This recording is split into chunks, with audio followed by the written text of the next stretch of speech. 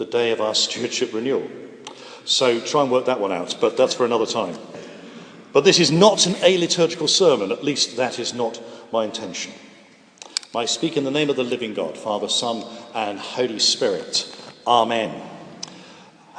Probably a little known line from the book of Ecclesiasticus. Be generous when you worship the Lord, and do not stint the first fruits of your hands. With every gift, show a cheerful face, and dedicate your tithe with gladness.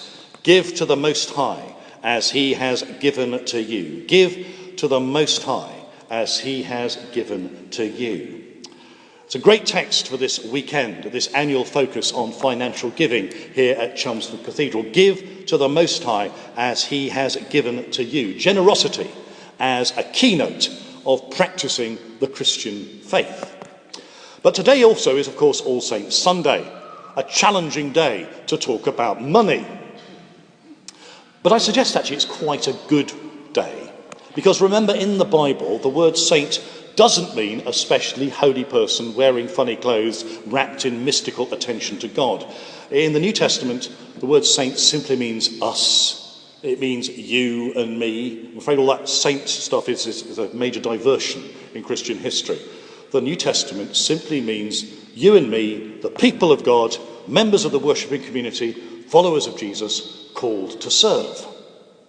On this All Saints' Day, that's a great starting point. We are the saints, not anybody else, which means the responsibility is ours. The responsibility is ours. We together, as the saints of God in Chelmsford Cathedral, are responsible for sustaining the life and health of our Christian community, ensuring we have the resources to meet the extraordinary opportunities God gives us in this place every day, putting our time, our gifts and our money where our faith is. It's not the job of the dean or the clergy or the staff, but of every single one of us, of all of us together.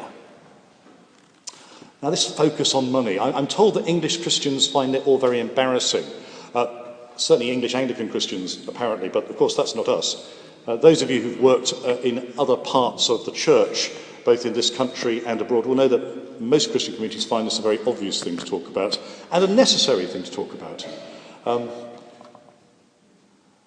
If you visit our linked diocese in Kenya, you'll discover very quickly at church service they have absolutely no problem at all at talking about money and giving. When my daughter lived in South Africa, they often had 3 collections on a Sunday if there wasn't enough in the first 2. Well, I'm not suggesting that would be a thing to do here, I promise. And after all, it is the one thing Jesus talks about more than any other.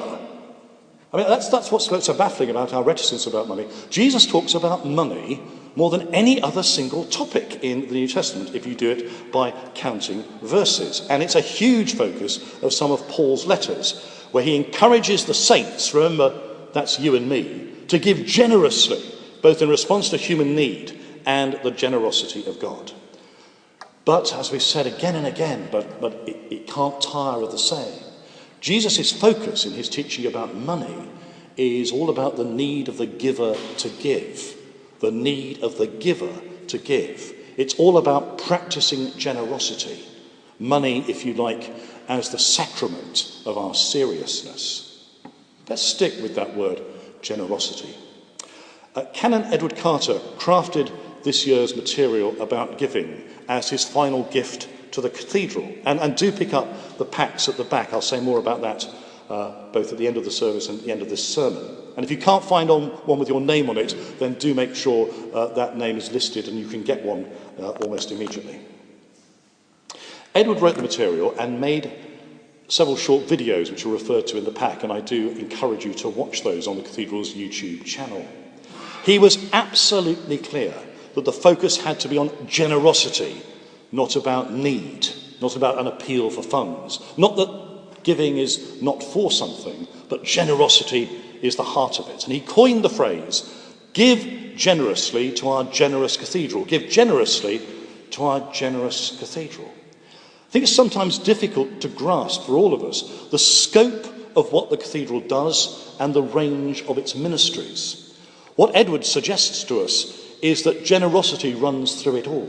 Now that's obvious in our charitable giving and the thousands and thousands of pounds we give explicitly to charity.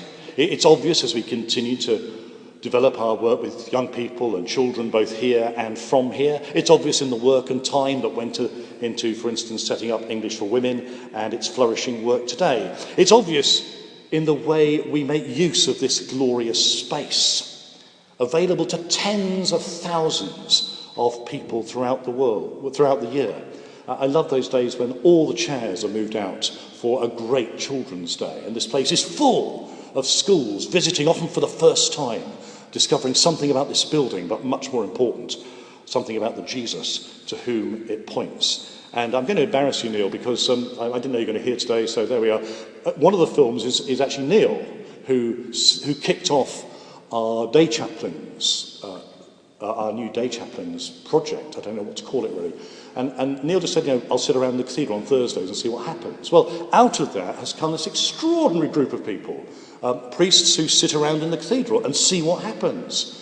And remember, 25,000 people every year walk through those doors for no reason we know of. To light a candle, say a prayer, just use this space. There's somebody currently practicing yoga a lot in the St. Sed's Chapel, using it for their own meanings. It's very exciting. And the encounters that Neil and so many other of the day chaplains are having are just very, very exciting in an ordinary sort of way, yeah? So you can watch a film of Neil making a cup of tea for somebody. But that's not the only thing you do. But the way in which we use our resources in the service of these extraordinary opportunities. The duty chaplains are a great example of generosity, but also of what we learn by generosity. I bumped into one of the chaplains at something I was doing up in Little Lees recently, and he said, Nick, doing that work at the cathedral has reminded me why I got ordained in the first place.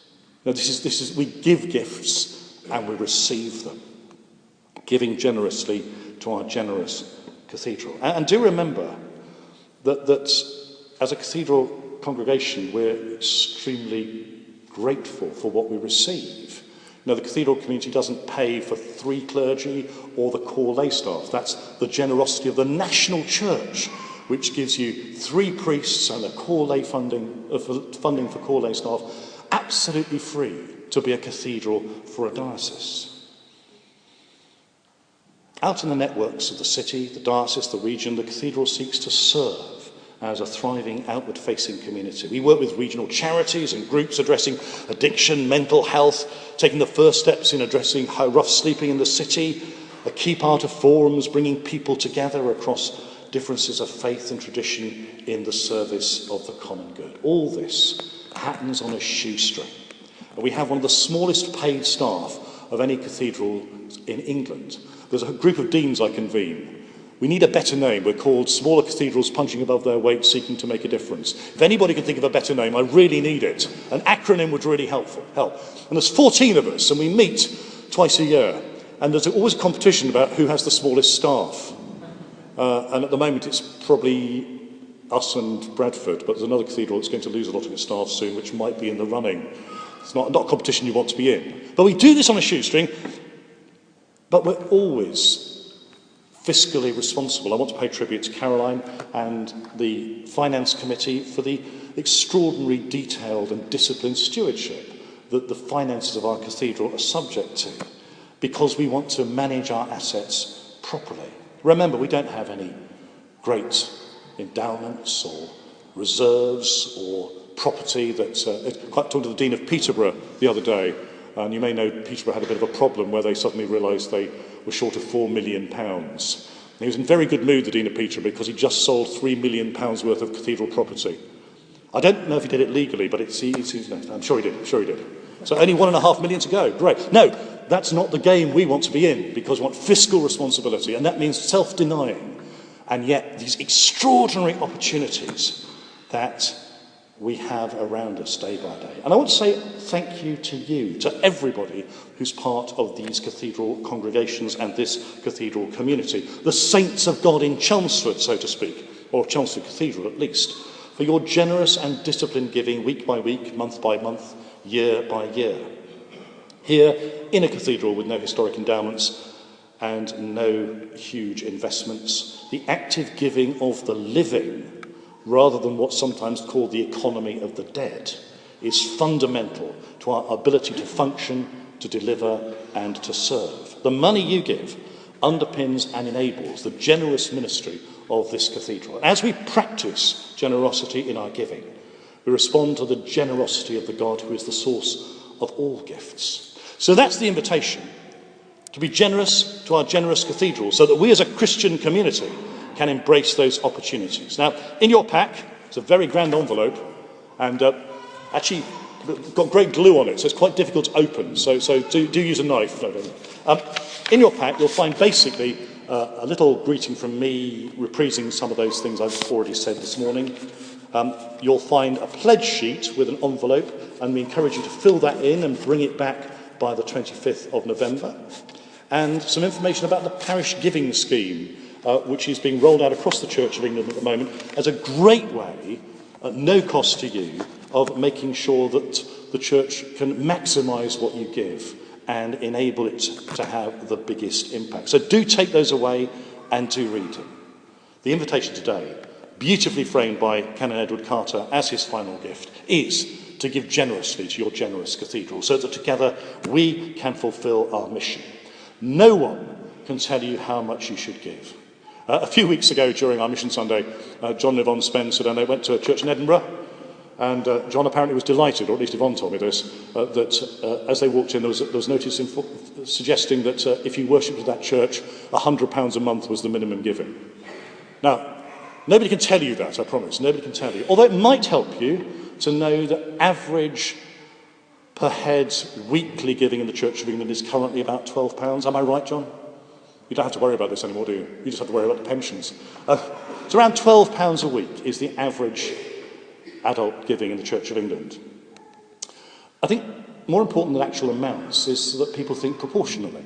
And in most faith traditions, proportional giving is the principle. 10% in Judaism, 2.5% in Islam. Take your pick between the two, I suppose I might suggest. But that's a personal decision and up to you, but in a disciplined and planned way.